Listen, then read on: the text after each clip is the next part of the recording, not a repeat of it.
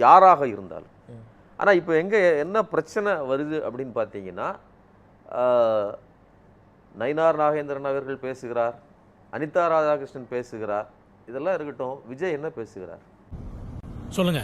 உடம்புக்கு என்ன? காலையிலேருந்து உடம்புலாம் ஒரே மதன்னு இருக்குது டாக்டர். நீங்கள் சட்டமன்றத்துக்குள்ளே போய் நின்றுக்கிட்டு குட்டி கதைங்கிற பேரில் ஒன்றை சொல்லி அதை ஆக்ஷன் பண்ணி ஒரு திரைப்படம் மாதிரி ஒரு ப்ரெசன்டேஷனை, ஒரு ஆக்ஷன் கட்டு இதோடு சேர்ந்து ஒரு படத்தை நடித்து காட்ட வேண்டிய அவசியம் என்ன வந்திருக்குது? வணக்கம். உங்கள் கேள்விகளை நீங்கள் கேட்கலாம். குறிப்பாக உங்களுக்கு ஸ்டாலின் மேலே உங்களுக்கு இது பிரச்சனை இருந்துச்சுன்னா அதை நீங்கள் நேரடியாக திருச்சியில் நீங்கள் பேசும்போது அல்ல மற்ற இடங்களில் மேடை போட்டு பேசலாம். விஜய்க்கு என்ன மேடையில் என்ன பிரச்சனை, மேடை போட்டு பேசலாம். ஆனால் அவர் உள்ள இதுக்குள்ள சட்டமன்றத்துக்குள்ளே பேசுகிறாரு. நான் முதலமைச்சரானா 24 மணி நேரம் என் ஃபோன் ஆன்ல இருக்கணுமா? என்ன இருக்கணும்ல. அதிகாரிகளாம் முக்கியமான முடிவு எடுக்கும் போது உங்களை தானே தொடர்பு கொள்வாங்க.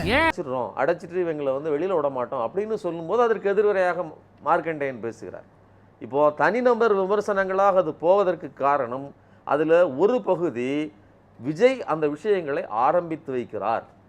எங்களுக்காக நீங்கள் பண்ணுறதெல்லாம் பார்க்கும்போது எங்கள் ஊரில் பஜன்லால் சேட்டு தான் ஞாபகம் வருது. அம்மா பக்கத்தில் மருமகள் இப்படின்னு சொல்லி இருந்து வர்ணங்களில் அவர்கள் ஆடை அணிந்து வந்திருந்தா இன்னைக்கு தமிழ்நாடே ஒரு வகையாக இதை பார்த்துருங்க பரவாயில்ல, ஒரு குடும்பமாக இவர்கள் மிகச்சிறப்பாக இருக்கிறார்கள் அப்படின்னு ஒரு பெருமிதத்தோடு அவர்கள் பார்த்துருப்பாங்க.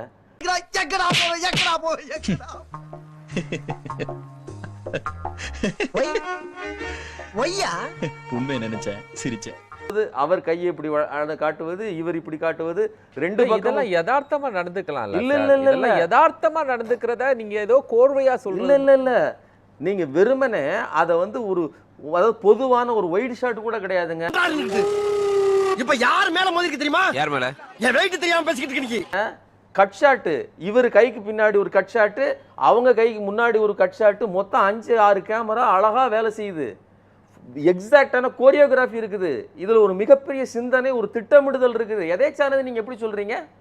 என்னடா நானும் அப்ப பார்த்துட்டு இருக்கேன். ஒரு அதிகாரி கூட பார்க்காம சட்டத்தை எடுத்து பேசுறேன், சட்டத்தோட சண்டையை பிடிக்கிறேன், சட்டத்து கூட சண்டை போடுற, சட்டத்தை என் கண்ணு முன்னாடி இப்படி நடந்து கொண்ட பிறகு திரு சங்கீதா அவர்கள் ஏற்கனவே இந்த விஷயம் குறித்து அவர் கொடுத்திருந்த வழக்கே அதுதான்.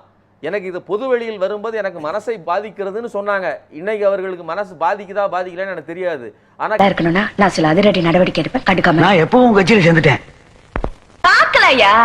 அதை விமர்சிக்கும் போது இப்ப ஒரு கேள்வி கேட்க, அதை விமர்சிக்கிறது சரி, அவங்க வீட்டுக்குள்ள விமர்சிக்க போறாங்க. ஒரு பாஜக ஒரு மாநில தலைவர் விமர்சிக்கிற விதம் சரியா?